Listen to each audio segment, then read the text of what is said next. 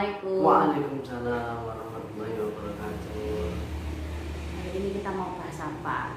Itu Ini- ada anak mama atau anak yangti. Ya, ini kita bahas tentang keluarga baru. Oh, siapa sih yang dimaksud anak mama, anak yangti itu apa? Iya, biasanya seperti yang kita ketahui ketika keluarga baru mendapatkan amanah dari Allah Subhanahu wa taala berupa anak, yaitu anak pertama, tentunya yang senang itu adalah pasangan tersebut atau keluarga baru tersebut. Kemudian selain kedua pasangan tersebut, ayah dan ibunya, yang berikutnya juga merasa bahagia itu adalah yang uti dan yang kungnya juga, baik yang uti yang kung dari istri maupun yang uti atau yang kung dari suami. Nah, ini adalah dua keluarga besar di mana mereka akan sangat senang dan bahagia ketika mendapatkan anak pertama bagi suami dan istri tersebut dan juga cucu. Nah, bisa cucu pertama, cucu kedua, dan cucu ketiga bagi yang uti, yang kung atau nenek dan kakek tersebut. Sehingga biasanya di keluarga besar tersebut, maka untuk merawat atau memiliki anak ini itu akan terjadi istilahnya dinamika dalam keluarga besar yang biasanya kita ketahui. Dinamikanya seperti apa? Dinamikanya itu adalah keinginan atau harapan untuk merawat anak tersebut, ya, seperti itu, ya kan? Orang tua biasanya ingin merawat anaknya, tapi karena orang tua baru belum punya pengalaman, biasanya orang tuanya menitipkan anak tersebut ke yang uti atau yang kungnya, ya kan? Nah, dinamikanya terjadi ketika orang tua punya pola asuh, sedangkan yang uti dan yang kungnya juga punya pola asuh, dan pola asuh antar ibu dan yang uti, mama dan yang uti ini tidak pernah ada yang sama. Pasti mereka akan punya pola asuh yang berbeda, bagaimana merawat anak dan bagaimana merawat cucu ini. Seperti itu dinamikanya. Ini kan memang merawat anak itu butuh pengetahuan. Iya, betul. Ya, mungkin karena keluarga baru jadi dianggap itu tidak punya pengalaman. Iya, betul sekali. Nah, siapa yang seharusnya merawat anak-anak itu siapa? Iya, jadi yang harus merawat itu memang yang ideal itu adalah keluarga inti, yaitu ayah dan ibu. Terus bagaimana dengan pengalamannya? Untuk pengalaman ini yang paling mudah adalah ibu harus belajar ke yang utinya, baik yang uti dari istri ataupun yang uti dari suami, harus belajar mendengarkan bagaimana merawat anak, terutama anak pertama. Ya, bukan menitipkan, ini beda. Kan Ya. anak titipan Tuhan. Jadi anak itu adalah amanah buat keluarga baru, bukan amanah buat yang kung atau yang utinya. Jadi karena amanah bagi keluarga baru yang saya sebut keluarga inti, yaitu ayah dan ibu atau ayah dan mamanya, ini harus bertanggung jawab terhadap perawatan, terhadap pendidikan dan anaknya tersebut, ya kan? Sehingga keluarga inti punya istilahnya kesepakatan untuk merawat anak tersebut dengan pola asuh yang mereka miliki. Kemudian bagaimana dengan pengalaman yang dimiliki yang uti? Boleh yang uti ikut memberikan masukan dalam hal merawat anak, dalam hal merawat bayi, karena yang uti yang punya pengalaman yang lebih banyak daripada keluarga baru tersebut. Tinggal nanti membagi waktunya. Ini yang penting. Karena waktu ini kalau nggak dibagi, maka akan terjadi konflik atau dinamika lagi yang saya sebutkan di awal. Nah, itu biasanya yang uti itu kalau ngomong putu, kalau ngomong cucu itu beda dengan ngomong anak sendiri. Misalnya kalau dulu ngomong saya misalnya itu tegas, tapi gilirannya cucu itu jadi lembek. Solusinya bagaimana? Iya, jadi kita memberikan edukasi, kita memberikan informasi kepada yang muti, kepada orang tua kita, ya kan?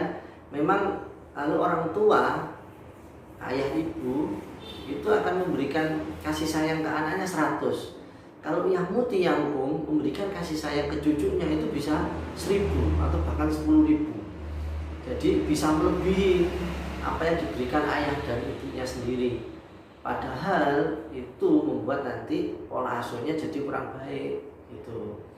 Jadi harus ada batasan waktu.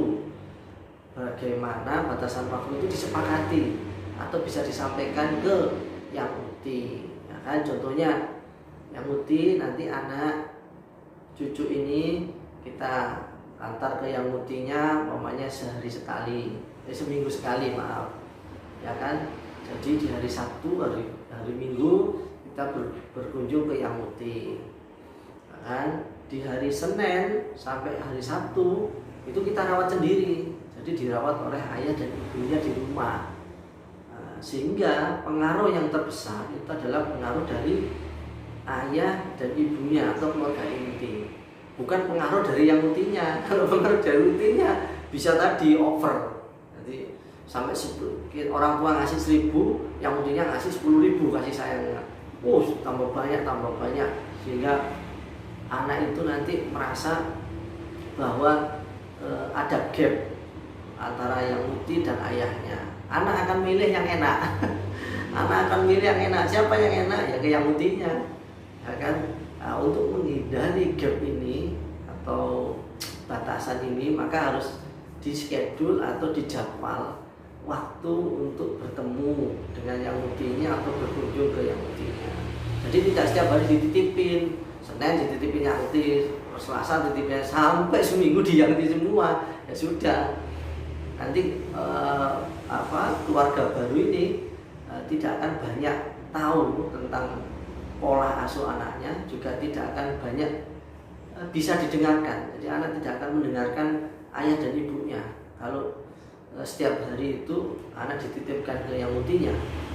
Anak merasa bahwa anak ini menjadi anak yang mutinya tadi, seperti dengan judul yang saya sebutkan. Tuh. Anaknya enggak, meskipun dibilangi orang tuanya enggak mempan gitu.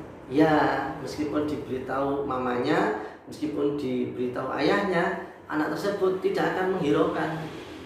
Jadi anak tersebut akan abai. Diberitahu mamanya, ayo waktunya makan, dia abai, dia lari ke yang mutinya.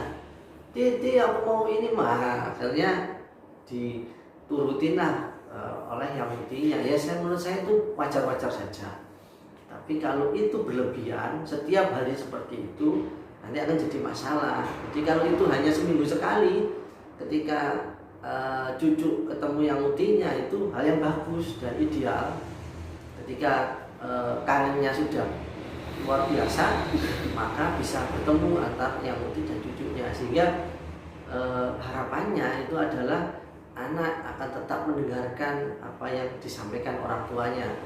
Karena keluarga inti atau ayah dan ibunya itu adalah orang tua yang ideal untuk merawat anak tersebut. Kesimpulannya, kita harus tetap belajar kepada yang muti dan yangkung sebagai senior, sebagai orang tua kita. Mereka punya pengalaman. Tapi ketika kita merawat anak, maka yang terbaik adalah pola asuh dari keluarga inti, yaitu ayah dan ibunya secara langsung, bukan dari pola asuh yang lain. Kenapa? Karena yang tahu dan yang mengetahui yang terbaik untuk anaknya itu adalah ayah dan ibu kandungnya, bukan yang lainnya. Yang lainnya hanya memberikan masukan, sifatnya hanya memberikan ilmu tambahan, sifatnya hanya memberikan pengalaman-pengalaman. Apa yang menjadi keputusan tetap harus kembali kepada keluarga inti, yaitu ayah dan ibunya. Ini yang harus berhak memutuskan yang terbaik untuk anaknya seperti apa. Apapun resikonya tetap akan ditanggung oleh ayah dan ibunya. Yang terbaik insya Allah akan diberikan ke anak. Jadi orang tua itu pasti tahu insya Allah yang terbaik untuk apa, anaknya itu apa. Tinggal orang tua harus banyak menyerap informasi dan belajar kepada orang-orang yang lebih senior atau yang lebih berpengalaman seperti yang Muti Yangkung. Bukan malah menitipkan dan memasrahkan anak ke yang Mutinya dan Yangkungnya dengan alasan mereka lebih pengalaman, wis tak titip no. Itu akhirnya kan jadi anak yang Muti tadi, bukan jadi anaknya mama atau anaknya ayah. Dan itu akan ketika mereka besar, itu akan luar biasa dampak-dampaknya yang kita bahas di video berikutnya. Karena ada orang tua itu yang baru sadar, loh ini anakku kok gini ya ketika SMA gitu. Ya dari dulu kemana? Dari dulu siapa yang rawat? Akhirnya nggak kenal anaknya, hingga ketika anaknya SMP SMA ada masalah, orang tuanya baru kenal anaknya. Ternyata anakku kok gini ya. Itu adalah hal yang terlambat. Maka sebelum terlambat, kita rencanakan sebaik-baiknya dalam perawatan atau dalam pengasuhan anak ini, durasi atau waktunya. Jadi yang paling baik adalah banyak dengan keluarga inti, misalnya Senin sampai Sabtu. Nanti di hari Minggu bisa dengan yang Muti Yangkungnya, sehingga porsinya bisa terbagi dengan bagus dan proporsional seperti itu. Oke, terima kasih Abi untuk infonya hari ini. Semoga bagi keluarga-keluarga baru tidak selalu memasrahkan pada orang tuanya. Meskipun anak titipan Tuhan, bukan berarti dititip-titipkan. Jadi kita harus tetap bertanggung jawab, karena anak itu yang diberikan oleh Allah itu adalah tanggung jawab kita. Iya betul, tanggung jawab orang tua kandungnya, bukan tanggung jawab yang Muti atau Yangkungnya. Jelek dan bagusnya itu tergantung dari pendidikan orang tua. Betul sekali. Terima kasih Abi untuk infonya, semoga bermanfaat bagi yang lain. Assalamualaikum. Waalaikumsalam.